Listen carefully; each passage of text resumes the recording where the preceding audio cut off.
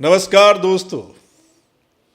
दोस्तों ये जो हरियाणा में चुनाव होने जा रहा है, निकाय चुनाव यानी नगर निगम का चुनाव, नगर पालिका, नगर परिषद, क्या इसमें वोटर ये देख नहीं सकेगा कि उसका वोट किसको गया है?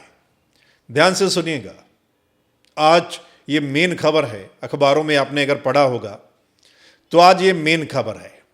इस खबर के मुताबिक यही है कि ये जो चुनाव होने जा रहा है, जिसमें आप अपना एमसी चुनेंगे, चेयरमैन चुनेंगे या मेयर चुनेंगे, तो आप जब ईवीएम का बटन दबाएंगे, ईवीएम का इस्तेमाल तो हो रहा है इस चुनाव में, लेकिन क्या वीवीपैट का इस्तेमाल नहीं हो रहा है?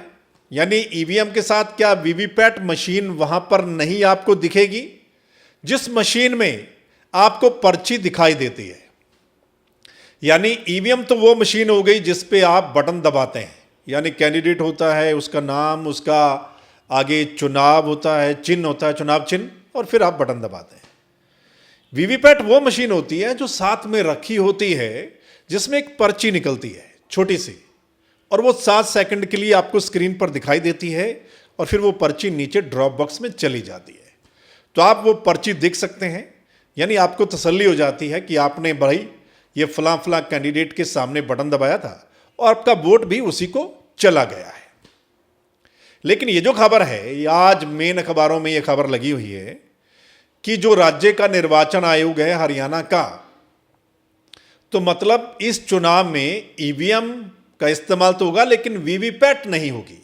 इस खबर के मुताबिक जो हरियाणा निर्वाचन आयोग के पास ईवीएम है, जिस मॉडल की, पुराने मॉडल की, उनके साथ वीवीपैट अटैच नहीं होगा, ये लिखा हुआ है। तो इसका मतलब क्या है? आपका अधिकार है भाई, अगर आप वोट डालने जा रहे हैं तो आप जो बटन दबा रहे हैं, कम से कम वो आपको दिखना तो चाहिए कि आपने जिसको डाला क्या उसी को गया है, और तसल्ली तो इसी से होती है ना।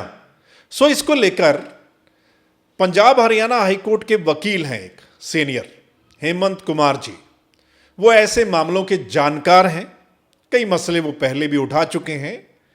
उन्होंने बाकायदा एक ज्ञापन दिया है राज्य के निर्वाचन आयोग को, और उन्होंने हवाला दिया है 2013 में एक फैसला आया था माननीय सुप्रीम कोर्ट में, बड़ा फैसला, कि ईवीएम के साथ वीवीपैट का होना जरूरी है, वीवीपैट मशीन का।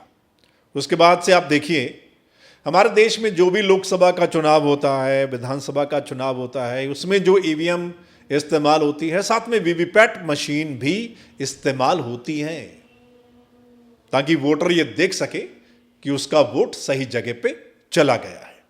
और बाकायदा गिनती वाले दिन जब ईवीएम की गिनती होती है, वोट की गिनती होती है, तो उसके बाद कुछ मशीनों को आपस में मिलाया भी जाता है, यानी ईवीएम और वीवीपैट का मिलान किया जाता आपस में, कि क्या जो टोटल वोट पड़ा ईवीएम में उतना वीवीपैट में निकला, और जिस कैंडिडेट को जितना वोट पड़ा क्या उतना ही उसको निकला, क्या एक भी वोट की इधर उधर तो नहीं हुआ।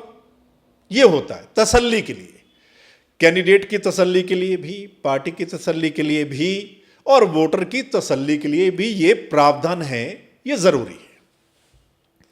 लेकिन ये क्या, ये जो हरियाणा में चुनाव होने जा रहा है, अभी थोड़े दिनों में जो आप वोटिंग करेंगे, पार्षद चुनेंगे, चेयरमैन, मेयर, तो क्या आप जब वोट डालने जाएंगे तो ईवीएम के साथ वीवीपैट मशीन नहीं होगी? होनी चाहिए, क्योंकि सुप्रीम कोर्ट ने बोला है। लेकिन क्या हरियाणा में नहीं होगी?